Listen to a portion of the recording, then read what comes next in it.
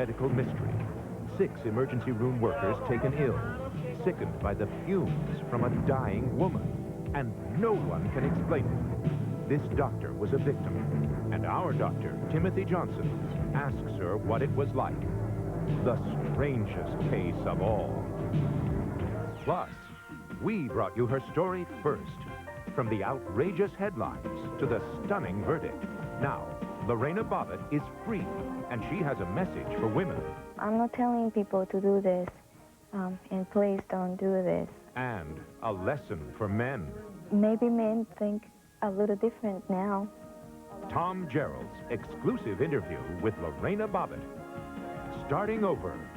Those stories tonight, March 4th, 1994, after this brief message.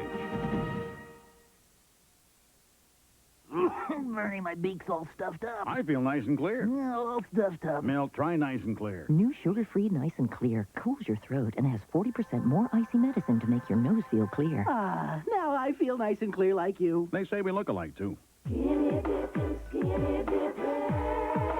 Cool Whip Light. Cool Whip Light. Dip into the best-tasting light whip topping with only half the fat.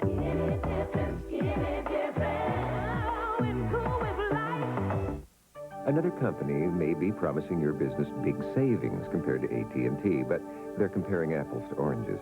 When you compare our best price to theirs, you'll discover leaving AT&T doesn't make a lot of sense.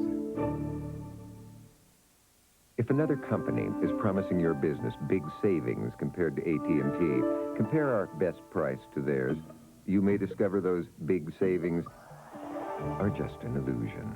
Leaving AT&T doesn't make a lot of sense. Well, sexual urges, diaries perhaps filled with tantalizing secrets, a powerful man facing political ruin. A plot straight out of Hollywood? No, out of Washington.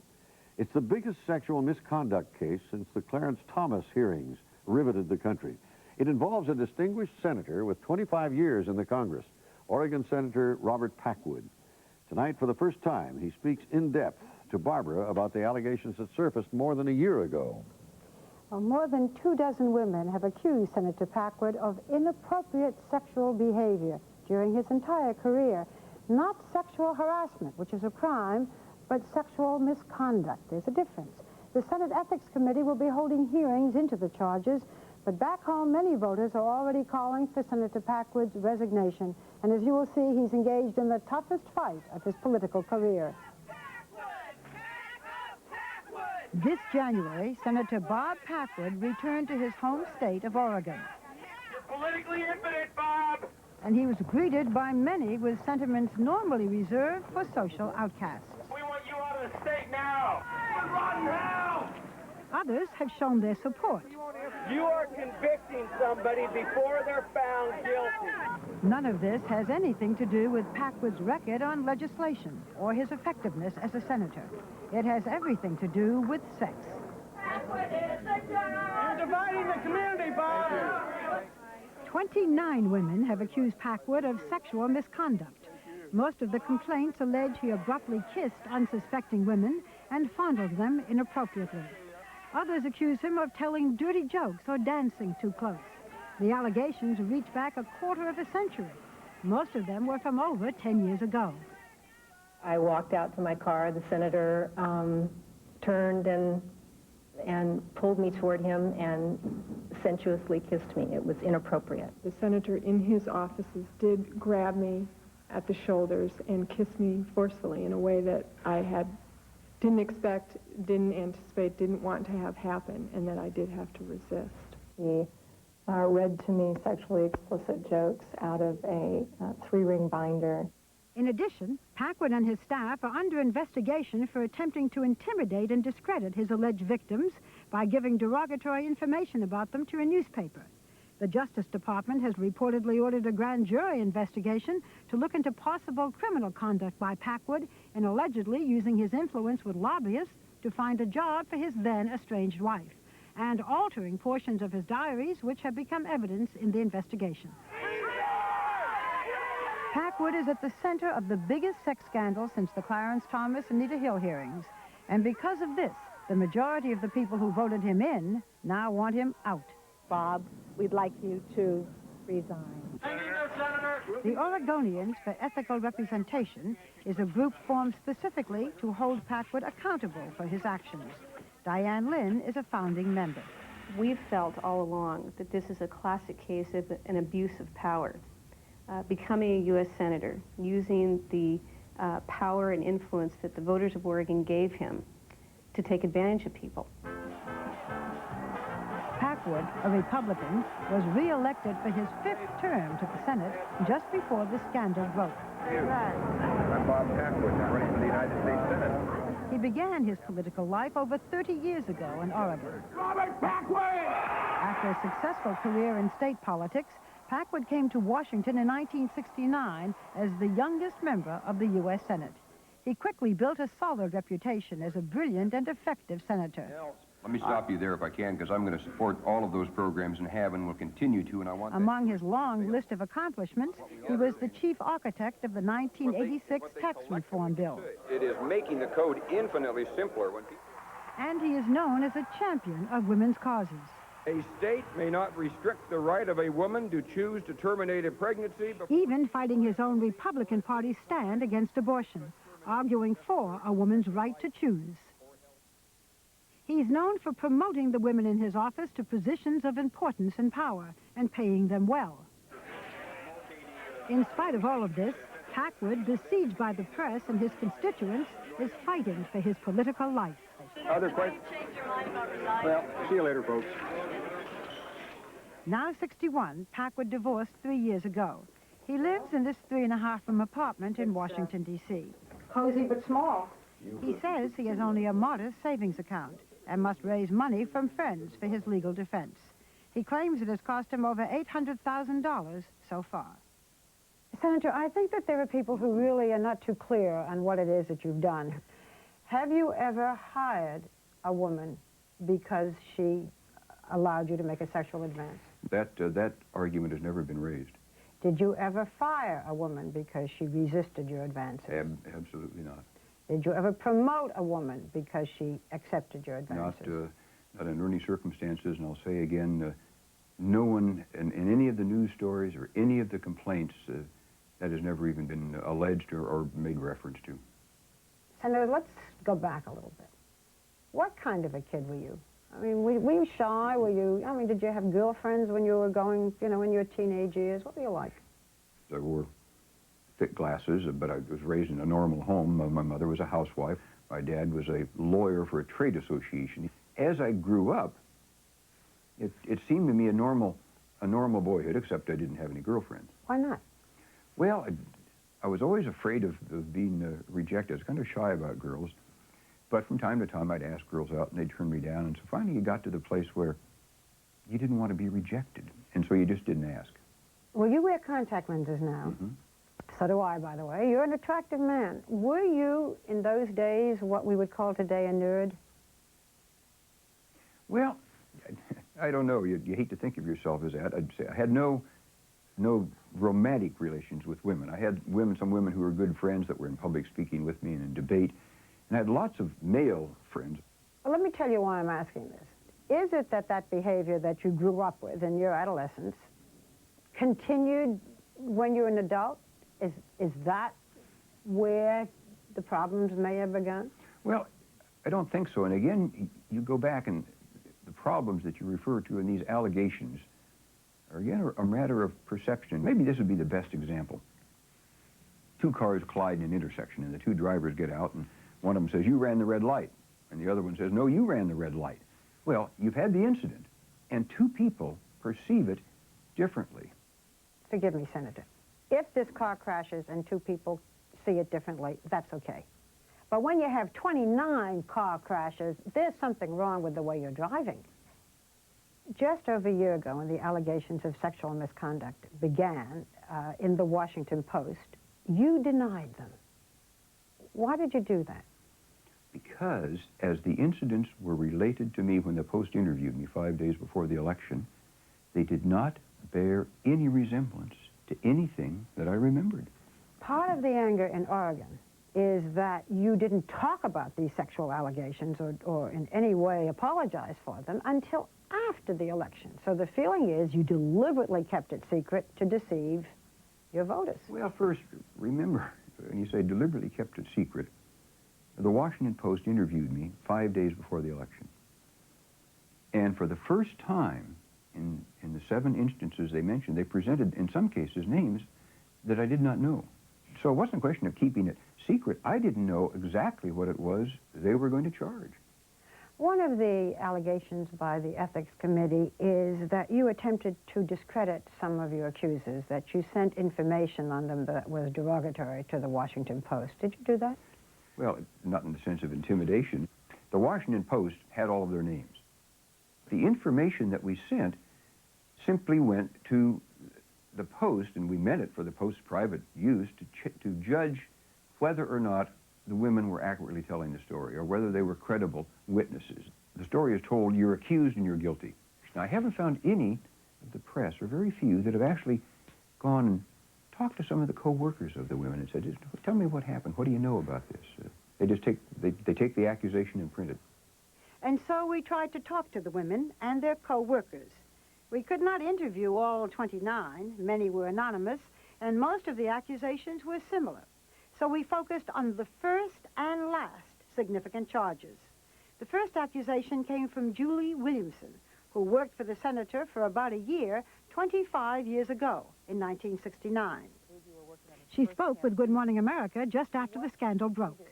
And I was alone in the office on the phone, and he kissed me on the back of the neck. When I hung up the phone, I turned to him and said, "Don't you ever do that again," and walked into another office. He followed me, grabbed me. I tried to get away. At one point, he stood on my feet, pulled my hair, tried to kiss me, and with his other hand was trying to take off my underwear. But some of Packwood's ex-employees are willing to publicly stand up for him. Carol Barham worked in his office at the time and says she was a friend of Williamson's. I was over at Julie's house probably in the late spring of '69. Julie remarked Bob Packwood made a pass at me. And I found that very strange. She wasn't upset about Packwood at all. She seemed very proud of the fact that he made a pass at her, if in fact he did. She was very outspoken at the time. She still is. And it would have been my thought that if Packwood did do that, she would have screamed bloody murder at that point, kicked him where it hurt, and just would have told everybody. And I don't believe that happened. That just isn't my nature. I am not forward, and I'm too shy. I wouldn't yank some woman's ponytail back and stand on her toes. Williamson quit her job a few weeks later. She disputes Carol Barham's recollection of their conversation, and she says Packwood and his supporters are trying to discredit her. What does discredit mean? If somebody comes forth and says, well, that isn't the way I recall her telling it to me, is that discredit? Are we to be put in a position where, when we're accused, there is no defense? You just say, well, I'm sorry, it happened, whatever they said happened. That isn't fair. The last major accusation came in 1993, years ago, by a woman who worked for you for 2.5 years, and she accuses you of attempting to kiss her in your office after an evening with your staff members. Do you remember this?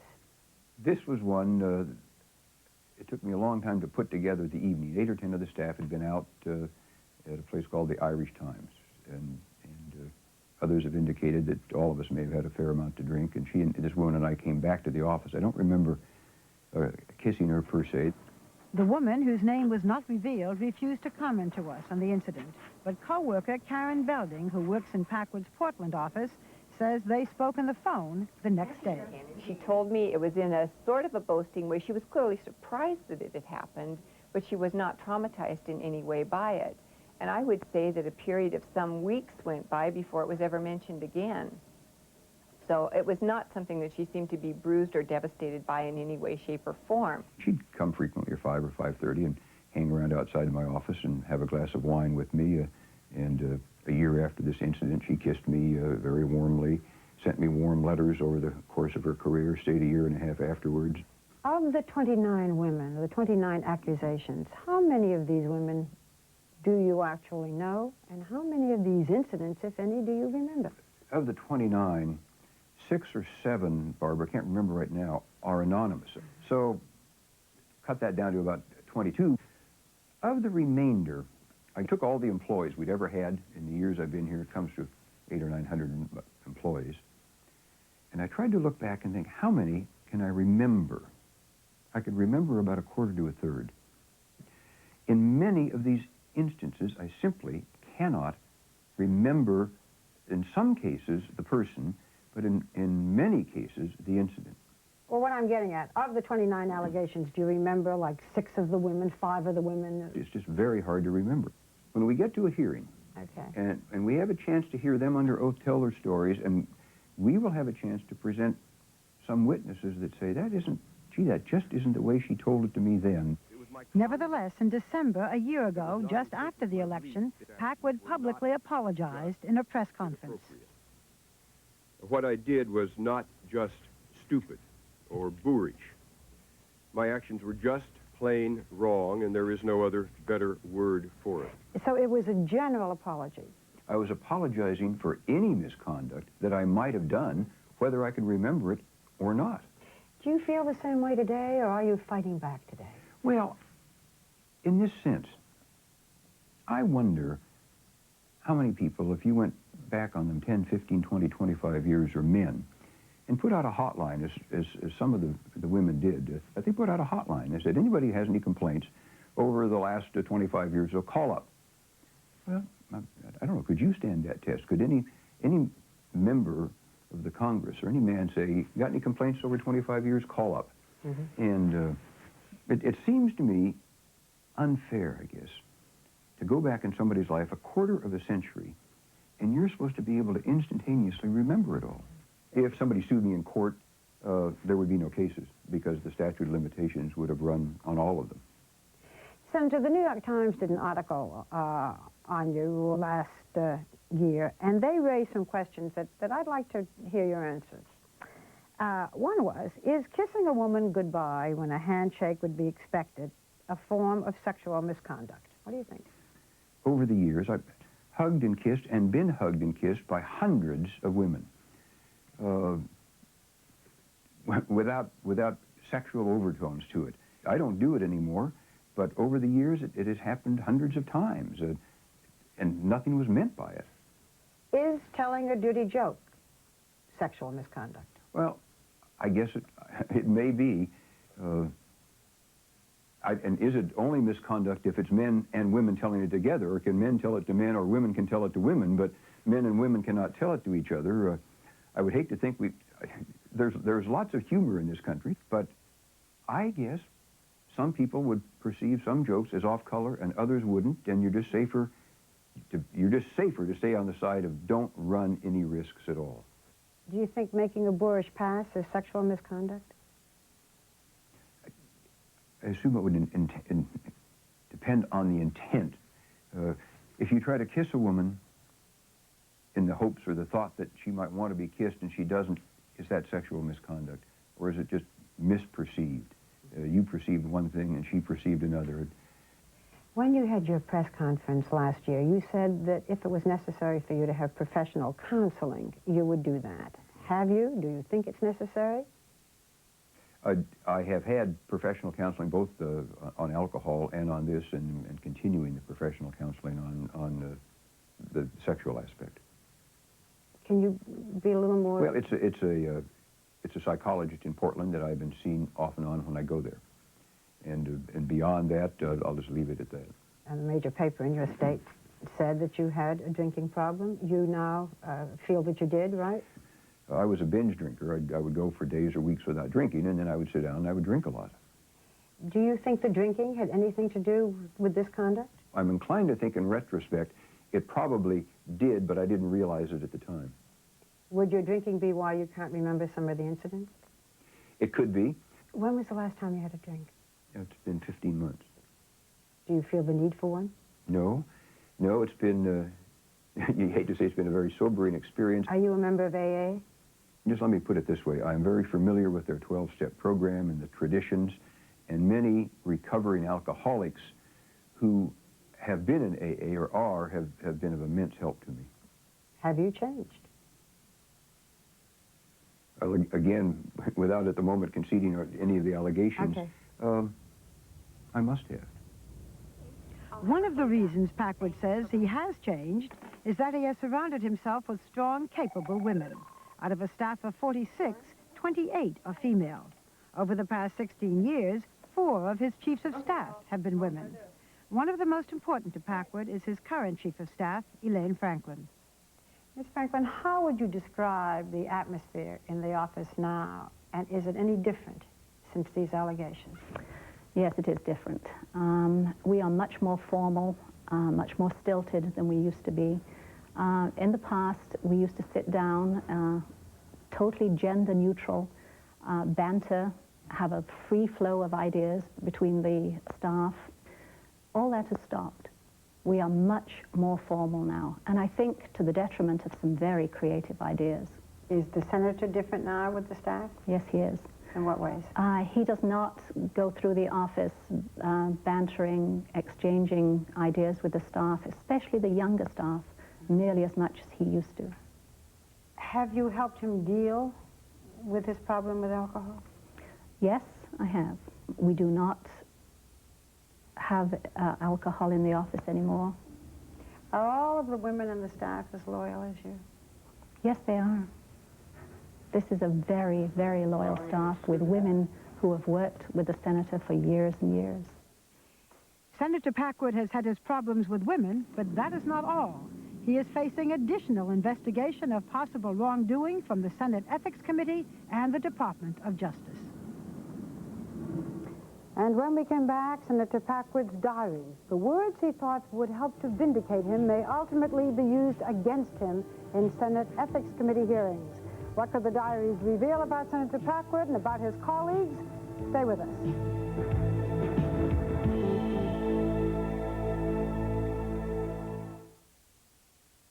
I had the shoes, I had the bag, but I couldn't quite get into the dress until I indulged in dark chocolate fudge for 3 weeks and lost 6 pounds.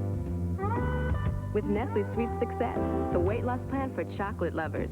A creamy Nestle shake for breakfast, another for lunch, a sensible meal, even a chewy snack, all for the same calories as other diet plans. So, how do I look? It's the only diet that starts with Nestle and ends with sweet success.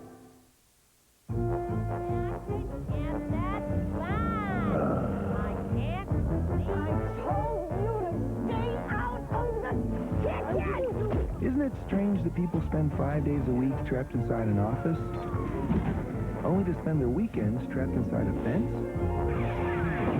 Presenting the 1994 24-valve 175 horsepower rodeo. It can take you where you won't feel boxed in. Isuzu, practically amazing. Here's a tip for anyone who puts in a long, hard day. When you get off your feet, give your back the support it needs on a Sealy Posturepedic. Unlike other premium coils, Sealy's patented Sense and Respond coils get easily at first for comfort. Then, as weight increases, respond with increasing support. Correct support. And only Sealy has these patented steel beams, not wood. It's just what your back and body ordered. Posturepedic support, only from Sealy.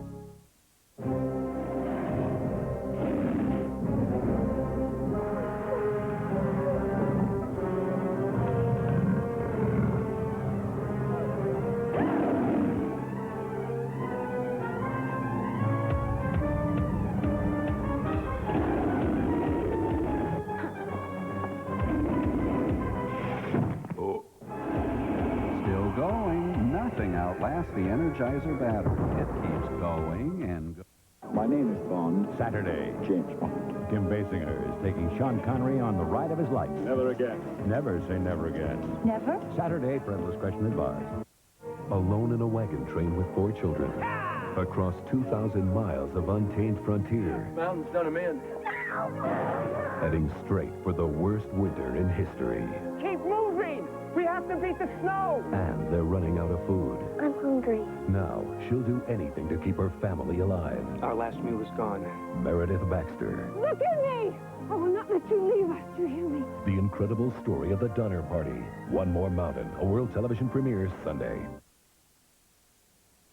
The allegations of sexual misconduct against Senator Robert Packwood are just the beginning of his troubles. 2 days ago, the Supreme Court ruled against him in his bid to keep his extensive diaries out of the hands of the Senate Ethics Committee. What secrets do those diaries hold? And why did he reveal the existence of the diaries in the first place? Well, as Barbara's interview continues, Senator Packwood considers the possibility that his own words will be turned against him. During the Senate investigation, Packwood handed over 5,000 pages of personal diaries to support his version of one of the allegations. What did you say in your diaries that you thought would help you? That's how this whole thing began. Well, what happened is, again, it relates to this last woman that said I kissed her in 1990. There was in the diary a reference a year later where she was in my office late in the evening. She came over and she wrapped her arms around me and she gave me a big kiss and says, "You're wonderful." Well, I noted that in the diary. And I was asked by the counsel for the Ethics Committee, was there anything in the diary that corroborated that statement? And I turned to my lawyer and I said, well, if I say that, yes, it's in the diary, I have to mention the diary. So that's how it came out. The Justice Department has now decided that your diaries will be turned over to the Ethics Committee. What's your response? These diaries are so personal. Every dream and every despair, every joy and sorrow of life I put into these diaries. Some people talk to their psychiatrist. I talk to the diary. And when this started, and when they first asked for the diaries, I said I would, although it almost repelled me to do it, I would give them everything in the diary that related to the charges. But they want everything. They want everything, no matter how private, no matter how personal, no matter that it has any relation to anything I've ever been charged with. The Ethics Committee say that they will protect your privacy, that the only things that they will comment upon are things that are relevant. Well, Barbara, you've been around this town a long time. How many things remain secret? And the Ethics Committee... In a speech before the Senate, Packwood made more specific references to the content of the diaries. 2 days ago, my lawyer put out a statement indicating some of the things that were in the diary, including an extended affair that one senator had with a member of his staff, including an affair that a staffer had with a member of the current congressional Democratic leadership. This diary, Barbara, is about 8,200 single-spaced pages. There are comments about everything. Are there possibilities that you might have commented on a senator's drinking problems or sexual problems somewhere along the line in those diaries? Again, I'm not going to get into what... Is it possible? I'm not even going to say if it's possible or not. Let's just say that I poured everything into it. Ultimately, admitting the existence of the diaries got Packwood into more trouble. After reviewing the portion supplied, Senate Ethics Committee lawyers suspected criminal misconduct in connection with Packwood's divorce in 1991. Investigators claim Packwood might have used his influence to help his ex-wife find a job so that he would pay less alimony. There is now an allegation of criminal misconduct because you asked various friends to go to your soon-to-be ex-wife and offer her a job. She didn't take any of these jobs. Now, without saying that you did anything at all to help these friends, they were lobbyists in areas where you might have been able to help them. Can't you see that that could be construed as a conflict of interest? It's against federal law to do this sort of thing. The charges are absolutely untrue. I did nothing at all unethical or illegal involving anybody and a job for my wife, period. Another accusation before the Ethics Committee are the comments of your former secretary, Kathy Cormack, who says that you altered the diaries. Can you comment on that? I could, but I won't. And again, that issue will come out in court, and it would be inappropriate for me to say anything now. The majority of the people in your state want you to resign. They say a senator should be a role model. You are not. Assuming I had any knowledge about subjects before this happened, assuming I knew something about communications or trade or health reform, you're not struck dumb. When these allegations come, you don't suddenly forget everything you knew about these subjects. So can I be effective here? You bet I can. Can I offer amendments in committee and people will vote for them or against them on their merits, you bet. Much more forgiving or understanding or... In the upcoming months, Bob Packwood will get a chance to answer his accusers. His supporters argue he is being judged harshly for old deeds using newly sensitive standards, a conflict between generations. His detractors say he will never again be effective, and if allowed to get away with this, the Senate will be tarnished. Whatever happens, there is no doubt the episode will play a role in redefining working relationships between the sexes. I haven't paid much attention. And for Bob Packwood, this is the most crucial time in his life. He is facing a scandal that threatens to bring his remarkable 25-year Senate career to a humiliating end. Why not just resign and go have a life? Because, Barbara, if I were to resign now without the chance for a hearing, 30 years of a public career, which I frankly think is a pretty good public career, and the things I've accomplished are totally forgotten. And what I'm remembered for is the senator who resigned because of allegations that I never had a chance to answer. I thought, damn it, I am not going to resign. I am not going to go out of this world with people remembering me in history for only this. So for better or for worse, I'm in this for the long run now until it's done one way or the other. Barbara, you might want to explain the difference between sexual harassment and sexual misconduct. Okay, Senator Packwood is not being charged or accused of breaking any of the sexual harassment laws. Those apply to job-related allegations. The Senate Ethics Committee is evaluating him for possible conduct unbecoming a senator. This does not involve the law, only the Code of Ethics for the Senate. Also, I should point out that the statute of limitations for sexual harassment in almost every state is no more than 2 years anywhere. The accusations against Senator Packwood go back as far as 25 years, so they would not stand up in court. Yeah, and it isn't, the accusations aren't sexual harassment. No. Now, the Senate committee keeps putting off the date that he's going to appear, but when he does appear before them, what could happen to him? By the way, that's one of the reasons that when we approached him, he did want to talk, because the committee keeps postponing the time. Okay, they have essentially 4 choices. The first thing they could do would be to expel him. That's unlikely. Only 2 senators have been expelled in history. They were both traitors.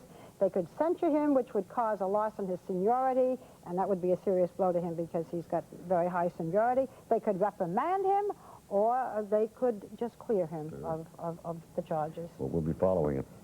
Thank you, Barbara. Well, coming up next, Lorena Bobbitt. But first, the strangest of medical mysteries. Fumes rising from a dying woman sickened 6 emergency room workers in California. Dr. Timothy Johnson has that story right after this.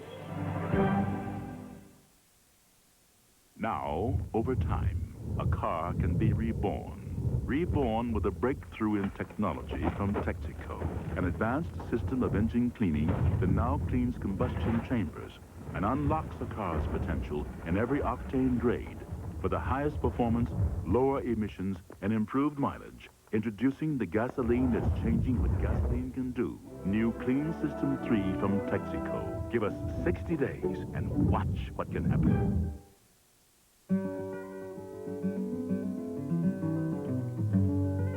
To build a Mercedes-Benz that's technologically innovative, safe, roomy, with exceptional handling is to be expected. But to do it for under $30,000, now that's a feat of engineering. Introducing the Mercedes-Benz C-Class.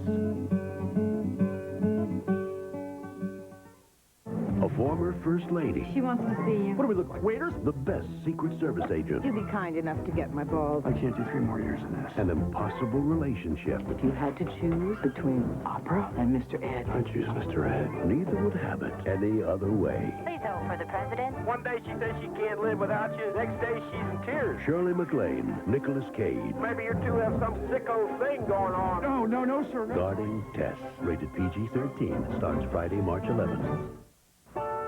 It's nice to know that one phone call to a Farmers Insurance agent can take care of your insurance needs. And with a Farmers Friendly Review, you know everything is properly covered. A Farmers Friendly Review for your home, for your car, and for your family. Farmers Insurance Group for home, auto, and life. Now there's more. Last week, day 1 opened the government's eyes to how cigarette makers may keep smokers hooked. This week, new information cigarette companies don't want you to know. Plus, NYPD Blue's gritty cop Sipowicz moves into heartthrob territory. But what's Dennis Franz really all about? Meet him on Day 1, Monday at 8, 7 Central. Now she's a free woman, released this week from a mental hospital, putting the bizarre headlines and her husband behind her. Is she sorry now? What is her message for women and men? Tom Jarriel's exclusive interview with Lorena Bobbitt. Starting over when 2020 continues after this from our ABC stations. This is an Eyewitness News Brief. Now here's John Drury. Good evening at 10. Bull star Scottie Pippen, the target of threats. People seeing opportunity to take some shots at me that, you know, they got my number and they got my address. Tonight, the inside story of Pippen and the price of fame. Also, Tanya Harding is assaulted. Tonight, the 911 tapes. Then it's back. Find out what the Kennedy construction will mean for your travel plans. A Hollywood funny man is gone. Tonight, Chicago remembers John Candy. And a roadside arrest turns into a proposal for marriage. Join Marianne Childers and me at 10. Carson's 12-hour sale this Saturday. Stores open at 9 a.m. At Carson's, you've come to the right place. For every fall that ends, there is a winter about to begin. For every snowstorm, there's a chance the office will close. And for every unplowed road or snowy rush hour commute, there is now the front-wheel drive 850 sports wagon from Volvo.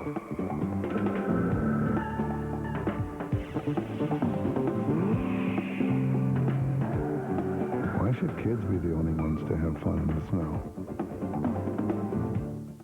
Say good night, for the light of the daytime is gone. The moon may be bright while you slumber through the night. You can hear low but clear. Introducing World Business Class from the Global Alliance of KLM and Northwest Airlines. From ABC News, 2020 continues. Once again, Barbara Walters. It is one of the most bizarre medical mysteries in recent memory, and doctors still can't explain it. It happened 2 weeks ago in a Southern California emergency room. A team of medical workers collapsed, apparently after inhaling fumes coming from the body of a dying woman. One of the victims is a doctor, and tonight our doctor, Timothy Johnson, visits her in the hospital where she's still recovering to find out what happened. The incident that hospitalized 6 medical workers, including 1 doctor, was so alarming to the staff at Riverside General Hospital that the emergency room was evacuated to the parking lot. It has not yet been determined what caused the emergency room workers to fall ill while treating a cancer patient who had been brought in by ambulance. Gloria Ramirez, the patient, had complained of breathing problems. She later died of heart failure. While the ER staff was inserting an IV tube and drawing blood, an odor of ammonia was noticed, apparently coming from the patient's blood. To add to the mystery, Dr. Humberto Ochoa, who was not affected, noticed white crystals in the blood. I don't know what it could possibly have been. For the autopsy, 6 days later, the coroner's office built a specially sealed room, and the staff was protected with hazardous duty suits. Afterwards, everyone was hosed down with decontaminants. So far, the autopsy has provided no answers. Nothing ruled in, nothing ruled out. We are still dealing with an unknown at this point. 2 days ago, I interviewed the only victim who remains hospitalized, Dr. Julie Gorchinsky, who was working in the emergency room that night. When I asked the nurse to start an IV, that about coincidentally at the same time I smelled, ammonia. To me it was ammonia. And I kind of made a comment that, that's really strong ammonia. And I kind of felt, like I was going to pass out then. So I moved around to the other side of the bed to get away from the fumes. She then told me what she believes made her sick. And in retrospect, which I shouldn't have done, I smelt the blood. And a few seconds later, I wasn't feeling good myself. And just remember waking up, being helped to be breathed with a mask. Julie was often hooked up to a breathing machine because she would suddenly stop breathing. This week, she has been feeling much better. It's great to go to sleep and be reassured that you're going to wake up without having anybody breathing for you. However, Julie knows she's a long way from her days as a professionally ranked surfer. Just laying in bed here, I kind of feel like a 9-year-old lady. My lungs still aren't up to par. You know, I just brush my hair and I'm very exhausted. As an emergency room physician, you've obviously hooked up people to all kinds of tubes, breathing tubes, IVs, etc. Now you've been on the other end of it. How did that feel? This experience has completely changed my thinking process. You know, when you do things emergently, sometimes, you know, it's difficult to make the patient comfortable, but I think if I'm in that position, I'll go the 2 extra seconds or a minute to comfort the patient and make, if it is their last few moments, comfortable, because I had a lot of procedures here, and it was scary. It was scary. Tim Johnson is in Los Angeles right now, and we, of course, certainly hope that the doctor will be restored soon to full health. But what is her condition at this moment, Tim? She's been hospitalized at the Loma Linda Medical Center for 2 weeks. She's doing much better. I think she'll be discharged in the near future. Her doctors have studied her and said that they can't find evidence of strychnine or cyanide or organophosphates, the kind of poisons found in insecticides and pesticides. But they don't have a diagnosis, and as her doctor said yesterday, if we don't have a diagnosis, we can't make a prognosis. A lot of uncertainty about what her future is. Really strange. Now, you're a physician who has worked in emergency rooms, and I'd like to know what you think. What is this business? Well, in all of my years in the emergency room, I never encountered anything remotely like this, I must say. I certainly had times when I could smell things from the patient's lungs, but nothing that would knock me off my feet. And I must say that the more I've learned out here, the more questions I have. The family has raised some very legitimate questions about the victim. What really happened to her? And I think it would be a mistake to rush to judgment, the initial judgment we all had, that it was fumes from the patient's body or something in the patient's body. It may turn out to be that when we get the final results, but a lot of unanswered questions that I think we're going to continue to follow. The mystery continues. Thank you, Tim. Well, next, the new Lorena Bobbitt, relieved, smiling, released this week after extensive mental evaluation. Tom Jarriel was the first to bring you her incredible story last September, and this week he was with her again. Is she sorry for what she did? What are her plans? Lorena Bobbitt, when we come back.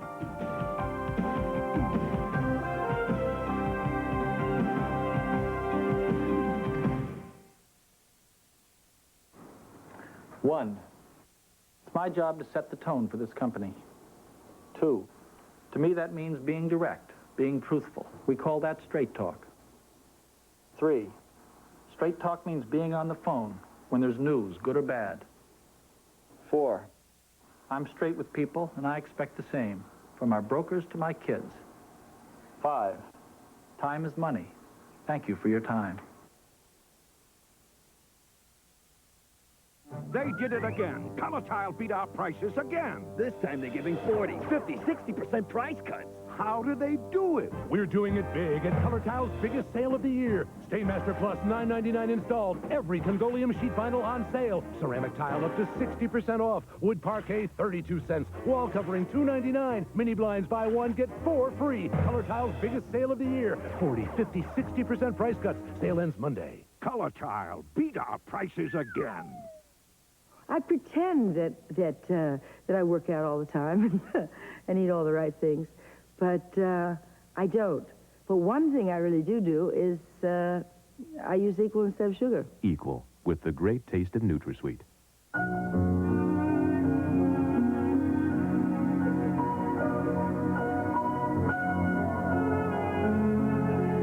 Don't you wish you could be this comfortable with all your decisions?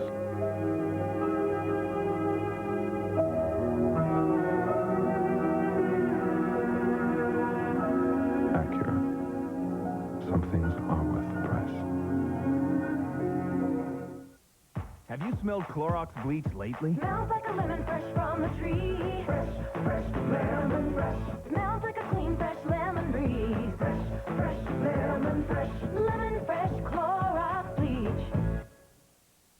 Ice dancers dazzle at the Durasoft Colors World Challenge of Champions, plus Olympic gold medalists Gordieva and Grinkov, Saturday on ABC's Wide World of Sports. Monday, People magazine celebrates 20 years with a primetime special featuring stories about the stars. Thank you. A special look back at the stories that touched your heart, including The Boy in the Bubble. And stories that are just plain fun, like Who is the Sexiest Man Alive? Find out when Charles Gibson and Joan London host People's 20th birthday, Monday. It was a very different Lorena Bobbitt making headlines this week. The woman whose name is now instantly recognized emerged from a psychiatric hospital in Virginia with a smile on her face and intriguing possibilities ahead. Has she changed? What does she think now about the act that made world headlines? And where does she go from here? Well, Tom Jarriel was the first to bring you her story, and tonight he adds another chapter, an exclusive interview with Lorena Bobbitt, starting over. Last September, when 2020 first met Lorena Bobbitt, the 24-year-old manicurist was facing up to 20 years in prison for severing her husband's penis with a kitchen knife. She told us the attack occurred just minutes after John Wayne Bobbitt, her husband, had raped her in their Virginia apartment. I took the sheets off and I caught him. It was a strange story in more ways than one. The Battle of the Bobbitts had everyone debating. Was Lorena's act an abhorrent, isolated incident, or had she opened the door to a whole new level of violence between men and women? John Bobbitt was found not guilty of marital sexual assault at his trial in November. In January, at the conclusion of a 2-week trial that drew worldwide attention, a jury found Lorena not guilty by reason of temporary insanity. She was immediately sent to this state mental hospital for treatment and evaluation. After a 5-week stay, Lorena Bobbitt was freed this week, provided she continues with regular psychological counseling. We interviewed Lorena, a soft-spoken Ecuadorian immigrant, at a hotel near Manassas, Virginia. What was the darkest moment for you in terms of the most difficult moment, the hardest thing that was most anguishing for you during the whole trial ordeal? The most difficult part was when I was on the stand telling everybody what my personal life was. My vagina was ripping out or something. I couldn't say this. I can't describe. Maybe you don't understand because you're a man. He didn't understand because he's a man, but it hurt me. It's very embarrassing. It's very difficult to do it. And I never really thought that I could handle that situation. And I don't know if you ever heard about the expression, if you don't die from it, you learn from it. And obviously, this is what happened to me. I learned it the hard way. She revealed to us the humiliating trial for her could have been avoided had she accepted a deal offered by the prosecutors at the start to plead guilty in exchange for a light prison sentence. She rejected it. It was really tough decision. I knew that if I took the plea bargain, I either have to go to jail and also probably not even being here in this country. You would have been deported. Yes. I decided to prove myself and also to tell the other side of the coin to the people, to the whole world.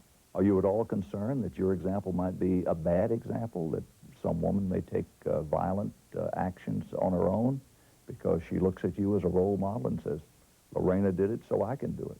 I'm not telling people to do this, and please don't do this. I mean, I'm not going telling women that it's okay to do it. The woman choose. Sometimes we're so trapped in the psychologically mental situation that we might just can't take it anymore, and this is exactly what happened to me. Even after the verdict, there's still a substantial body of public opinion in this country that believes you terribly maimed a man and should have served prison time for it. There's always people that they're going to be supporting me, and there's also people who's not going to be.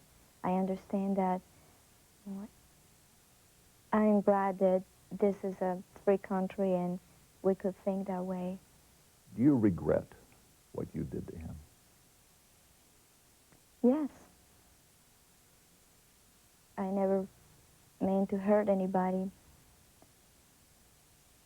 I never hurt anybody before. It just happened. Men have noticeably been nervous over the fact that this case occurred, over the fact that you have been acquitted. Is there any reason why men, because of the example you've set, should sleep less well at night? Maybe men think a little different now. And that's a positive situation. That's very positive. Men have to show a little bit more, I guess, respect or consideration that we women, or really anybody who is mental abuse and physical abuse can just snap. And not only the way I did, it could be worse. Neither you nor John were found guilty in this particular case. Was there no victim here, or were you both victims? We both were victims of a tragic situation, yes. But as far as a crime, was there no crime? Yes, it was a crime. 2 crimes. What, from your experience, would be your advice for women who are caught in this similar situation? What would you tell them to do? Woman doesn't have to go through this kind of abuse, any kind of abuse, physical, mentally, emotional, or psychological abuse, or mental cruelty.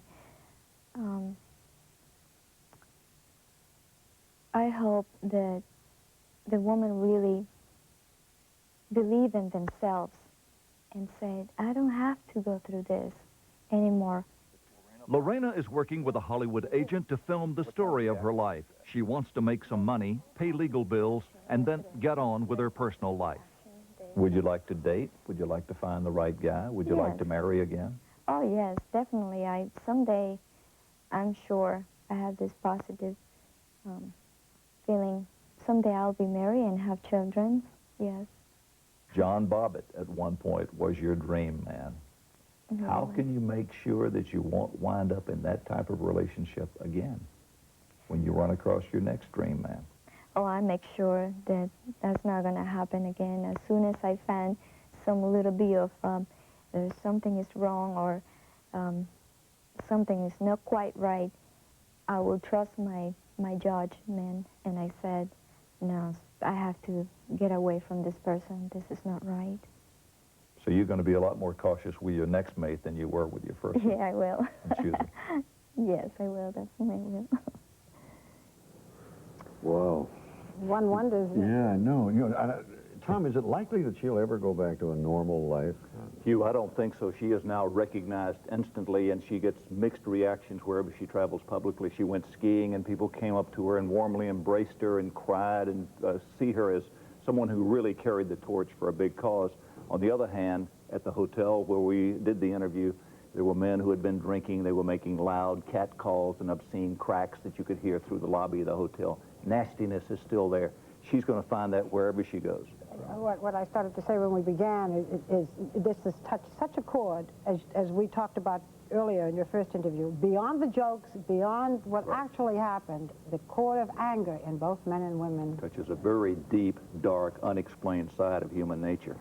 Good. Thank you, Tom. Sir. Thank you. And we'll be right back. Hollywood and Caravan Pictures present the motion picture event critics are calling extraordinarily moving and powerful. You are so selfish! You hate me so much, why are you my friend? Angie is the most intimate and compelling story of the year. You happen to know how long your mother was in labor? 36 hours. Jeffrey Lyons says Gina Davis gives the performance of her career. Look at your friend, look at your friend. And ABC TV hails Angie as a heartwarming, heartbreaking, fabulous film. Hush! Die! Angie, rated R, now playing at a theater near you. Good evening, I'm Marianne Childers. And I'm John Drury. Next on Eyewitness News, shutdown on the Kennedy. We're live as ramps and lanes are closing right now for another summer of construction. Also, Tanya Harding assaulted. You'll hear the 911 tapes. And threats against Scottie Pippen. He gives us the inside story. It's all next, right here at 10. Now, we'd like to tell you about an exciting new program from ABC News beginning next Wednesday night, a program that will rely in part on your talents, Barbara. Well, Hugh, perhaps you will recall, and you may as well, that last summer we had a program called Switched at Birth. It was the case of Kimberly Mays, and it was her dramatic and emotional turning point on which we focused. Well, now, every Wednesday, ABC News will look at others. Like the story to be told next Wednesday. They were the girls next door until they turned into Charles Manson's girls. Now, 25 years later, they break their silence, and you'll meet Charles Manson face to face. In coming weeks, the turning point for 20 families desperate to adopt, duped by a lawyer who played on their dreams. Adam, there were no babies. We always remember the serial killer, his name, his motives, but never his victim. Well, not this time. This was a human being, and I would like to remember her as she was, not a body bag. We want you to meet Fred. You're going to come back next Monday, Tuesday, Wednesday, Thursday, Friday for some more radiation. More radiation. A tough little kid. You'll never forget his turning point. Hi, Grandma. We're coming home right now. 20 years ago, Frank Serpico, a good cop, blew the lid off of police corruption. Now, after a new corruption scandal, what does he think of cops today? It's hard to go against the status quo. Stories so dramatic, so moving, it feels like fiction. But it's not. It's real. From ABC News, a new kind of storytelling, Turning Point. And my colleagues Diane Sawyer and Peter Jennings will also be involved with Turning Point. We hope you will watch the first program next Wednesday at 10 o'clock Eastern, 9 Central. Well, now, Monday night is day one, and here with a preview of the upcoming program is host Forrest Sawyer. Last week, we brought you a day one investigation that could change the tobacco industry forever. We showed you how cigarette manufacturers actually control the levels of highly addictive nicotine in cigarettes. Now, the reaction from Wall Street to Capitol Hill. That's Monday on Day One. Day One, Mondays at 8. And don't forget to watch Nightline after your local news with a report on recovered memory of past abuse. Can it be trusted?